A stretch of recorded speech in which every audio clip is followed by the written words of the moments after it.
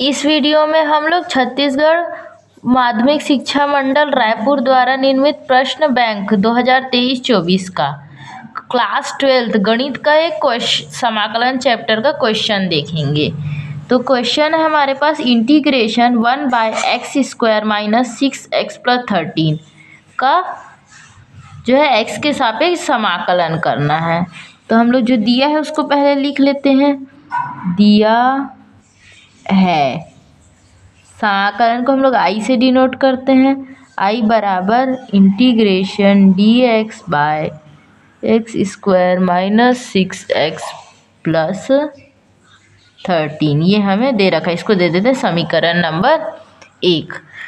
अब यहाँ पर हम लोग पास जब इस तरीके का जो है क्वेश्चन दिया रहता है तब हम लोग क्या करते हैं, इसको हम लोग क्या करते हैं, x² है यहाँ पे हम लोग क्या करेंगे, ये फॉर्मूला होता है क्या, a² - 2ab + b², जो कि क्या होता है a - b के होल स्क्वायर का फॉर्मूला होता है। तो इस फॉर्मूला में लिखने का ट्राई करेंगे कि किसको, इसको, यानी कि हमको जो x² - 6x + 13 है उसको क्या करना है, a² - 2ab + b² के फॉर्म में लिखना है। तो इसके लिए हम लोग क्या करेंगे, a² की जगह तो x² हो जाएगा, जो ये बीच वाला टर्म है यानी -6x, यहाँ भी जो है -6 को 2 के गुणज के फॉर्म में लिखेंगे। यानी कि हम लोगों को क्या देखना है, 2 में क्या गुणा करें कि हमको 6 मिले, या फिर मतलब मेन हमको क्या करना है, ये जो हमारे पास है x² - 6x + 13, इसको क्या करना चाह रहे हैं हम लोग, इस तरीके से लिखना चाह रहे हैं।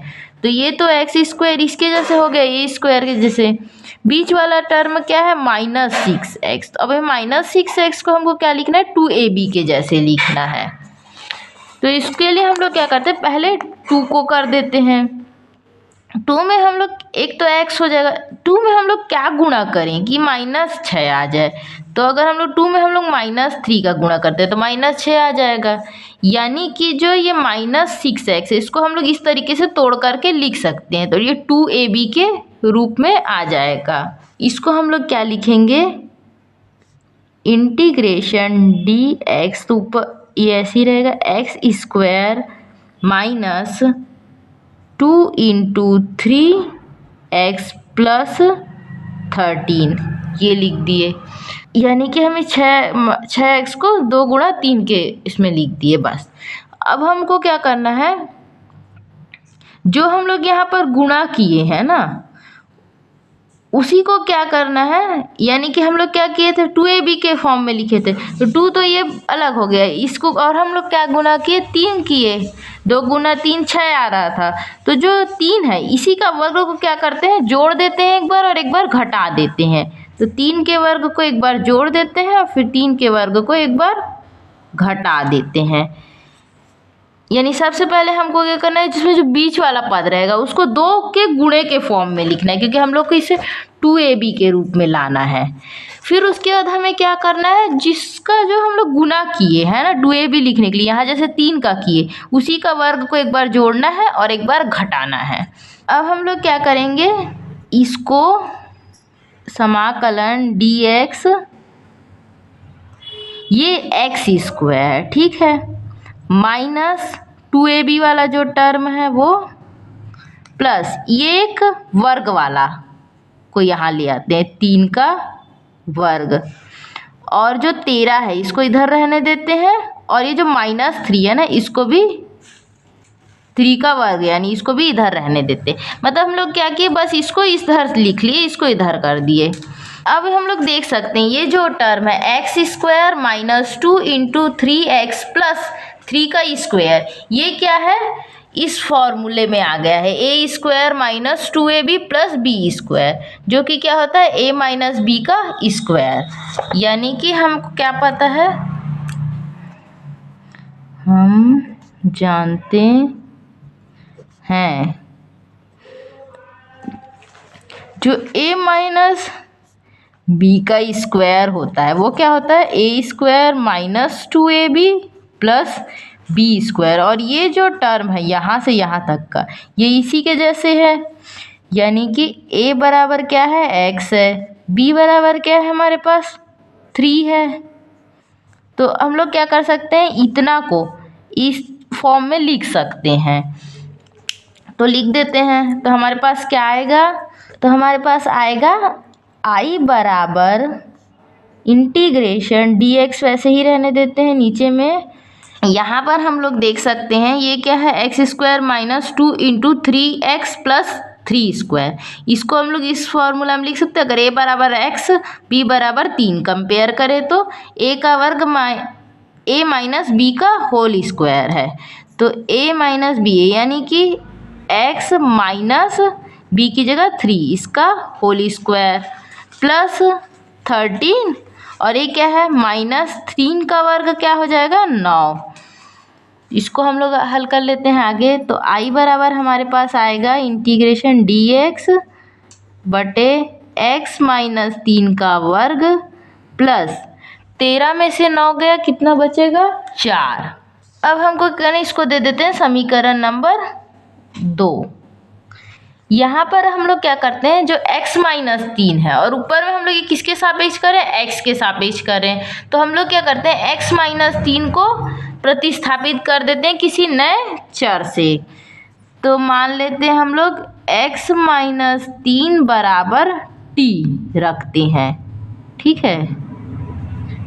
x माइनस 3 बराबर अगर हम लोग t रखते हैं तो इसको दे देते हैं हम लोग x माइनस 3 बराबर d। इसको क्या दे देते हैं, समीकरण नंबर 3 दे देते हैं। अब हम क्या करते हैं, क्योंकि अगर हम लोग x माइनस 3 को t से रिप्लेस करते हैं तो हम लोगों को क्या है, dx को भी t के टर्म्स में लिखना पड़ेगा ना। तो इसके लिए हम लोग क्या करेंगे, समीकरण 3 का x के सापेक्ष अवकलन कर लेते हैं। तो समीकरण 3 का x के सापेक्ष अवकलन करने पर समीकरण 3 हमारे पास है d by d x x minus 3 और इस side d t by d x. तो यहाँ पर हमको क्या मिलेगा, x का x के सापेक्ष अवकलन आएगा 1, और जो है अगर किसी अचर संख्या का अवकलन करेंगे x के सापेक्ष तो वह 0 आ जाएगा, बराबर d t by d x. यानी कि हमको मिला डी टी बराबर डी एक्स। इसको दे देते हैं समीकरण 4। मतलब हम लोग सीधे सीधे डी टी को डी एक्स को डी टी से रिप्लेस कर सकते हैं। तो अब ये वाला मान कौन कौन सा, ये वाला, ये, यानी कि हम क्या रखेंगे, यहाँ पर x माइनस 3 की जगह t रखेंगे, और ये जो dt है इसकी जगह क्या मान रखेंगे a। ये जो dx है उसकी जगह हम लोग रखेंगे dt। तो समीकरण 3 से हम लोग क्या करने वाले हैं, x माइनस 3 की जगह t मान रखेंगे और समीकरण 4 से dx की जगह रखेंगे dt। समीकरण 3 4 से मान समीकरण 2 में रखने पर तब हमको क्या मिलेगा, I बराबर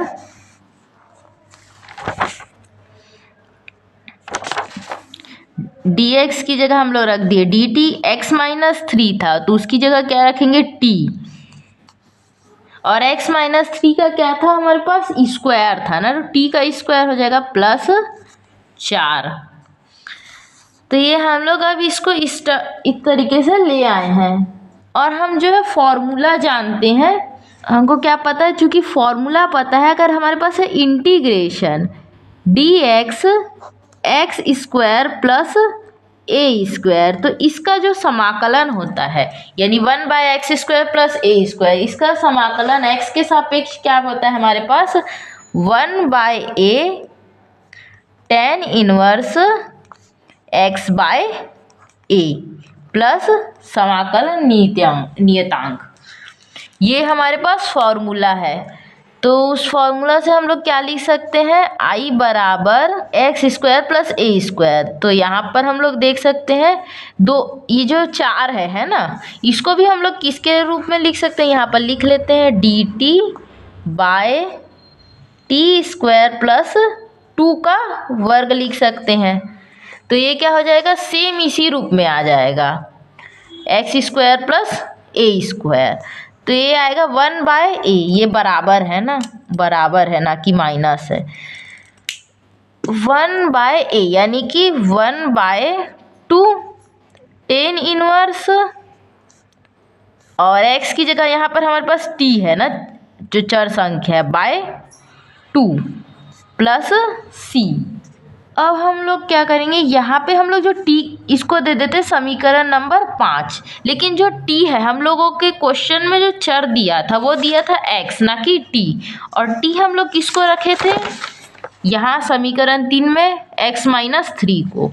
तो समीकरण 3 व 5 से, 3 और 5 से हमें क्या मिलता है, i बराबर 1/2 tan inverse x - 3/2 plus constant c। यानी कि जो हमारा उत्तर आया है वो क्या आया है,